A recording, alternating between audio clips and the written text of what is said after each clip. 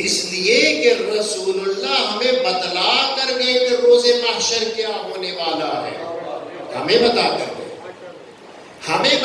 گئے، ہمیں ہمارے چھٹے امام بتا کر گئے کہ جب عاشور ہوتا ہے تو ہماری کیفیت کیا ہوتی ہے. ہمیں ہمارے زمانے کے امام نے بتایا. آپ روز عاشور پڑھتے ہیں زیارت ناحیہ، جس میں ہمارے زمانے کے امام فرماتے ہیں کہ میں آنسوؤں کی بجائے خون بہاتا ہوں. لہذا کسی شخص کو اس کے دماغ میں یہ خناس نہ آئے کہ 1400 سال گزرنے کے بعد کیوں آنسو بہائے جا رہے ہیں. اس لیے کہ ہمیں پتہ ہے کہ مظلوم شہید کیا گیا. ہمیں پتہ ہے کہ ہمارے امام نے ہمیں بتایا کہ امام علیہ السلام کو گھیر کر شہید کیا گیا. یہاں تو گم ہونے کی بات نہیں ہے، یہاں تو منصب سے ہٹائے جانے کی بات نہیں ہے، یہاں تو ایک خاص علاقے میں بھیج دینے کی بات نہیں ہے. یہاں واضح ہے گریے کا جواز. اور سید الشہداء خود مولا امیر المومنین کے سامنے تشریف فرما ہے. امیر المومنین سید الشہداء کے چہرے اقدس کی طرف دیکھتے ہوئے، چہرے مقدس کی طرف اپنے بیٹے کے چہرے کو دیکھتے ہوئے ٹھنڈی سانس آہ بھر کے فرماتے ہیں، یا قتیل العبرات. سید الشہداء حیران ہو کر پوچھتے ہیں، انا یا ابی، انا یا ابی، اے بابا آپ نے مجھے فرمایا؟ فرمایا ہاں. اے میرے کو بیٹے کہ جس کا تذکرہ جب بھی ہوگا، جو بھی کرے گا، اس کی آنکھوں سے آنسو رواں ہو جائیں گے. اسی لیے امام معصوم نے آپ کے لیے بڑی آسانی کر دی، ہمارے لیے بخشش کا بڑی آسانی سے سامان کر دیا. لہذا فرمایا من بقا او اب کا او تبا کا فلاح الجنہ. جو شخص روتا ہے، رونے جیسی شکل بناتا ہے یا رلاتا ہے، اس کے لیے جنت ہے. کتنا عظیم الشان انتظام رکھا اہل بیت کے اس آخری فرد کے لیے. انسان تصور نہیں کر سکتا. ہمارے بھائی، ہمارے دوست، ہمارے اہل سنت برادران، اہل بیت علیہ السلام سے محبت کرنے والے، وہ یقیناً ان باتوں کو جانتے ہیں کہ آخر ان کروڑوں لوگوں کو پوری دنیا میں ہو کیا جاتا ہے. آپ سب خود آئے ہیں، آپ کو کسی نے بلایا نہیں. آپ تلاش میں ہیں ماتم کہاں ہو رہا ہے، مجلس کہاں ہو رہی ہے، عزاداری کہاں ہو رہی ہے. میں اپنے آپ کو سید الشہداء کے عزاداروں میں شامل کروا سکوں. کیوں؟ اس لیے کہ رسول اللہ فرما گئے تھے کہ میرے اس فرزند حسین ابن علی کی شہادت کے صدقے میں خداوند متعال خاص طور پر ان کو کچھ چیزوں سے نوازے گا. اور امام ششم سے بھی یہی روایت نقل ہوئی، استجابت الدعا تحت قبۃ الحسین. اگر دعا مستجاب کرنا چاہتے ہو تو حسین ابن علی کے قبہ کے نیچے، گنبد کے نیچے آ جاؤ، وہاں دعا قبول ہوگی. وہ آسان قبہ نہیں ہے. حضرت عبد اللہ وحید خراسانی فرما رہے تھے کہ خداوند متعال نے قبہ حسینی قبر مبارک کے سید الشہداء کے طواف کا انتظام کیا ہے، اور ہر وقت 70,000 فرشتے طواف کرتے ہیں قبر مطہر سید الشہداء کا.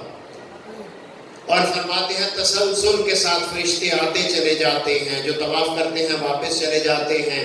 اور جس دن سے سید الشہداء شہید ہوئے ہیں، اس دن سے لے کر آج تک کسی فرشتے کی دوبارہ باری نہیں آئی طواف کرنے کی.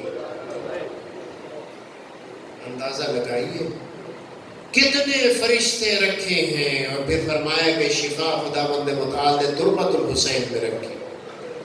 اور پھر فرمایا کہ خداوند متعال نے حضرت سید الشہداء کے اس قربانی کے بدلے میں امامت کا سلسلہ سید الشہداء میں رکھا. اور آخری چیز بھی رسول اللہ نے بھی اور امام ششم نے بھی آپ کے لیے بیان فرمائی.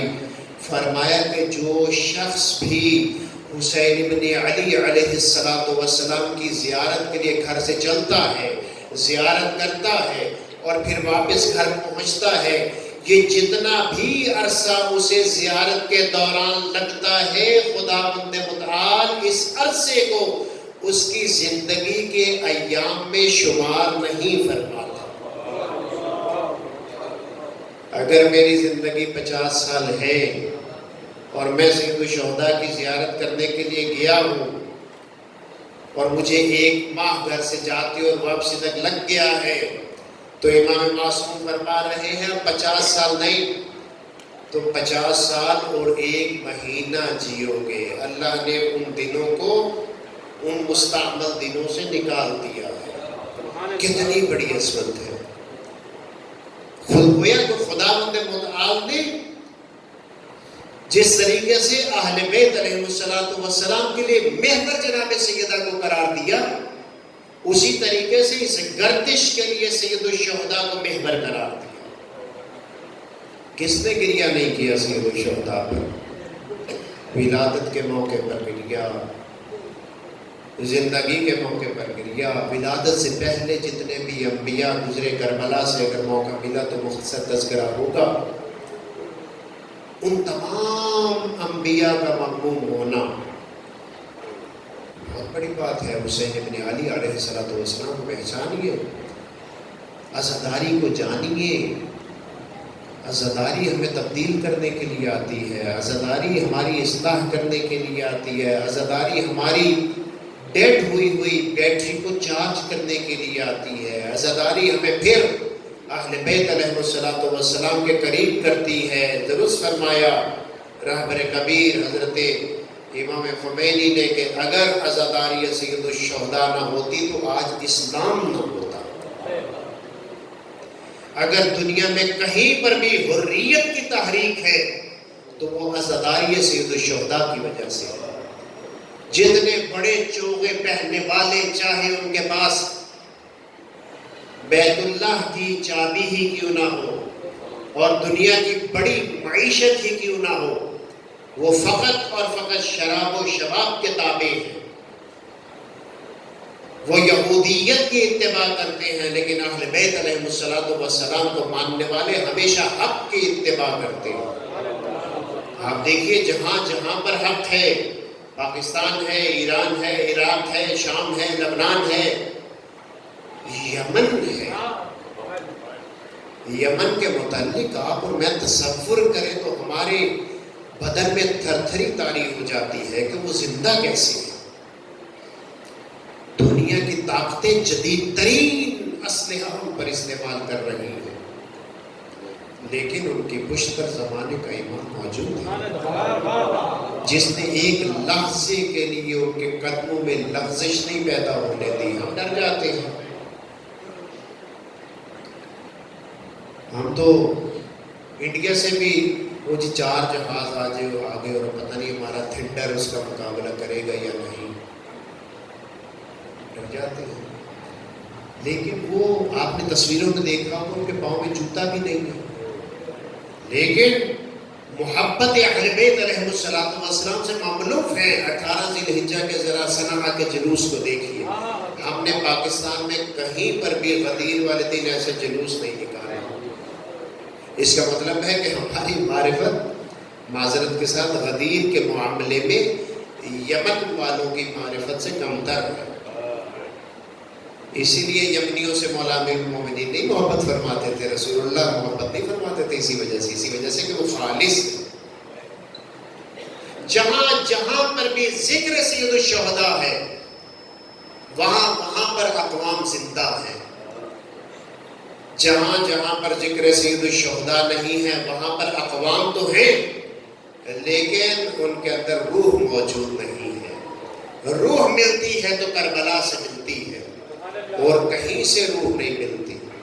یہ قرآن کا فیصلہ ہے، یہ رسول اللہ کا فرمان ہے، یہ سید الشہداء فرما کر گئے ہیں، من کان حاضرا محجتہ فلیرحل معنا۔ سید الشہداء نے چلتے ہوئے کہا، ذرا تصور کیجئے، جو شخص چاہتا ہے کہ اللہ سے ملاقات کرے آ جائے میرے ساتھ کربلا میں۔ سید الشہداء اللہ سے ملاقات کا وعدہ کر کے لے جا رہے ہیں کربلا کی طرف۔ کتنا یقین ہے، اللہ سے ملاقات جو کرنا چاہتا ہے میرے ساتھ چلے حل یرحل معنا. اور سید الشہداء نے جب انتخاب کیا ہے، کبھی ذہن میں نہ لائیں، میں شاید 2-3 دفعہ پہلے یہاں کہہ چکا اور ضروری سمجھتا ہوں بار بار کہنا، سید الشہداء کے کاروان میں ہر شخص کارآمد تھا، ہر شخص کارآمد تھا، چاہے وہ مکہ سے چلتے ہوئے 1.5 ماہ کا شیرخوار تھا یا خط لکھ کر بلایا تھا، حبیب آ جاؤ ہم تمہارے قریب ہی کربلا میں آئے ہوئے ہیں، پہنچو ہمارے پاس. اور سید الشہداء نے جس میں کربلا کا عزم دیکھا صرف اسے ساتھ لیا، جسے دیکھا کہ یہ برداشت نہیں کر سکے گا اسے اس امتحان میں نہیں ڈالا. وگرنہ موجود تھے مدینہ میں، نہیں ڈالا انہیں. سید الشہداء امتحان میں نہیں ڈالنا چاہتے تھے، چونکہ دیکھ چکے تھے ماضی بہت سے لوگ امتحانوں میں فیل ہو چکے ہیں، ظرف جانتے تھے. یہ کوئی ایسی بات ہی نہیں ہے. سید الشہداء اور زمانے کے امام ہمارے ظرف بھی جانتے ہیں، ہمارے ظرف بھی، ہمارا حساب کتاب بھی ان سے چھپا ہوا نہیں ہے. بس ہمیں یقین کر لینا چاہیے، اور یہ یقین اس وقت تو یقیناً ہوگا جب ان کا سامنا ہوگا. قبر میں تو آپ مانتے ہیں نا مولا امیر المومنین آئیں گے، تو پھر آئیں گے تو سوال جواب ہوں گے. صرف وہ ہمارے لیے پھول نہیں لے کر آئیں گے، یہ پوچھیں گے میرے فرزند کے ساتھ کتنی محبت کرتے تھے، دختر رسول کے اوپر جو ظلم ہوا اس ظلم کو کتنا بیان کرتے تھے. بڑا ظلم ہوا دختر رسول پر. اس موقع پر بہت سے بزرگ علماء اس شب میں ذکر جناب سیدہ ہی فرماتے ہیں، چونکہ ابتدا وہاں سے علنی ہو رہی ہے، جسے ہم سقیفہ بھی کہتے ہیں، اور اس سے متصل ہے در زہرا سلام اللہ علیہ. جناب سیدہ مقوم ہیں، گھر میں ہیں. جس ہستی کا چند دن پہلے غدیر میں اعلان ہوا ہے، لوگوں نے روگردانی کی ہے، جناب سیدہ گھر میں ہے. یہاں تک کہ دروازہ زور زور سے کھٹکھٹایا جاتا ہے. اللہ نے پہلے فرما دیا تھا، اے لوگو لا ترفعوا اصواتکم فوق صوت النبی. نبی وہاں پر دفن ہے. اے لوگو دیواروں کے پیچھے سے آوازیں نہ دو. اے لوگو جب ان دروازوں پر آؤ تو ادب سے آؤ. اور رسول اللہ 1 سال تک آیت تطہیر پڑھ کر بتلا کر گئے تھے کہ اس دروازے پر صرف آیت تطہیر پڑھی جا سکتی ہے.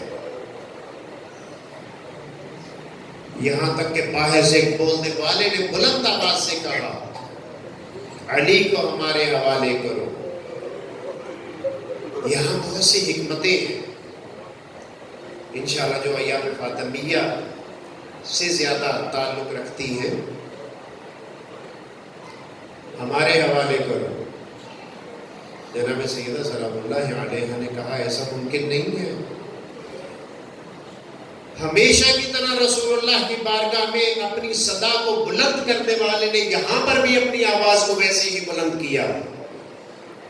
یہ کون سا دروازہ ہے؟ ابھی 3 دن پہلے تو جب اسرائیل آیا تھا تو اس نے 3 دفعہ دروازہ کھٹکھٹایا تھا، اندر نہیں آیا تھا. اور رسول اللہ نے اپنی بیٹی کو بتلایا تھا، فاطمہ یہ تیرے دروازے کی عظمت ہے. یہ کسی سے پوچھا نہیں کرتا، یہ تیرے دروازے کی عظمت ہے، اسے آنے کی اجازت تو وہ اللہ کی طرف سے مجھے لینے آیا. تو جناب سیدہ کو پتا تھا اپنے دروازے کا کہ کیا عظمت ہے اس کی. وہاں پر اسرائیل کھڑا ہو کر اجازت دے رہا تھا. یہاں پر ایک سنت الہیہ کا مخالف شخص کہہ رہا تھا اگر دروازہ نہ کھولا توڑ بھی دوں گا اور آگ بھی لگا دوں گا. اور پھر اس نے ایسا ہی کیا. جناب سیدہ نے فقط اتنا کہا، جناب فضہ سے مجھے پکڑیے، میرا محسن شہید ہو گیا. میرا محسن شہید ہو گیا. غش کھا دی جناب سیدہ. تھوڑی دیر کے بعد افاقہ ہوا تو دیکھا کہ ابن عم گھر میں نہیں ہے, امیر المومنین گھر میں نہیں ہے. اپنا دروازہ جو کہ مسجد میں کھلتا تھا اس سے صدا دی, علی ابن ابی طالب کو چھوڑ دو, ابن عم کو چھوڑ دو, میرے شوہر کو چھوڑ دو. اگر نہ چھوڑا تو میں اپنے بال کھول کر رسول اللہ کا کرتا اپنے سر پہ رکھ کے تمہارے لیے بد دعا کروں گی. جناب سلمان کہتے ہیں کہ مسجد میں جو ستون تھے ان میں حرکت پیدا ہوئی. مولا امیر المومنین نے مجھے کہا سلیمان جلدی سے بنت رسول اللہ سے کہے بد دعا نہ کیجئے گا وگرنہ ان میں سے کوئی بھی نہیں بچے گا. آ کر کہا آپ کے سرتاج کا یہ حکم ہے, مان لیا ہو. امیر المومنین واپس آئے. بڑے مصائب کے ایام گزرے, بڑے سخت ایام گزرے, یہاں تک کہ رسول اللہ نے آ کر بشارت دی کہ اب آپ تیار ہو جائیے میرے پاس آنے کے لیے. جناب سیدہ تیار ہیں. اب مولا امیر المومنین کے لیے بڑی مشکل ہے. جناب سیدہ سلام اللہ علیہا کہ جب رحلت ہوئی تو ایت اللہ وحید خراسانی فرما رہے تھے, حسنین شریفین اسی وقت گھر میں داخل ہو رہے تھے. جناب اسماء بنت امیس نے شہزادوں کو روکنا چاہا, انہوں نے ماں کا دیدار کرنا چاہا. اسماء نے پھر روکا. شہزادے سمجھ گئے, بھاگ کر بے تحاشر ہوتے ہوئے مسجد میں داخل ہوئے. آقا وحید فرماتے ہیں جوان امیر المومنین نے جب شہزادوں کو دیکھا اپنی جگہ سے ایک دفعہ کھڑے ہوئے اور پھر زمین پہ گر گئے. اتنا غم ہے امیر المومنین کا. وقت گزرا, غسل دیا کی چیخ بلند ہوئی. حضرت امام محمد باقر علیہ السلام فرماتے ہیں جب ہمارے جد نے غسل دیا اور پسلیوں پر ہاتھ رکھا تو پسلیاں ٹوٹی ہوئی تھی. امیر المومنین برداشت نہ کر سکے. بڑی مشکل سے یہ جنازہ چلا بقیع کی طرف جہاں پر دفن کرنا تھا. روایت میں ہے کہ وہاں جنازے کو رکھنے کے بعد امیر المومنین نے 2 رکعت نماز پڑھی. آقا وحید فرما رہے تھے کہ ہم نے فقہ میں شریعت میں کہیں پر نہیں دیکھا کہ میت کو قبر کے قریب رکھ کے 2 رکعت نماز پڑھنی پڑے. میرا دل یہ کہتا ہے کہ امیر المومنین کا صبر ختم ہو گیا. امیر المومنین نے دیکھا اللہ کیا فرماتا ہے. اللہ فرما رہا تھا مشکل کے موقع پر وَاسْتَعِينُوا بِالصَّبْرِ وَالصَّلَاةِ, صبر ختم ہو گیا. اب نماز سے علی نے بدل دی. 2 رکعت نماز پڑھ کے سیدہ کو آگے کیا, نیچے سے ہاتھ آئے رسول اللہ کے سبب کیا. پھر امیر المومنین نے ایک مختصر گریہ کیا. کہا اللہ کے رسول آپ کی بیٹی آپ کے پاس آ گئی ہے, ان سے پوچھ لیجئے گا کہ ان کے ساتھ امت نے کیا کیا. رسول اللہ نے امیر المومنین کے حوالے جب سیدہ کو کیا تھا فرمایا تھا علی فاطمہ تیرے پاس میری امانت ہے. امیر المومنین یقیناً سوچ رہے ہوں گے رسول اللہ نے جب فاطمہ کو میرے حوالے کیا تھا فاطمہ کی پسلیاں سالم تھی, اب جب میں نے رسول اللہ کے حوالے کیا ہے تو فاطمہ کی پسلیاں ٹوٹی ہوئی ہیں. وسيعلم الذين ظلموا أيام النبي ينقلبون.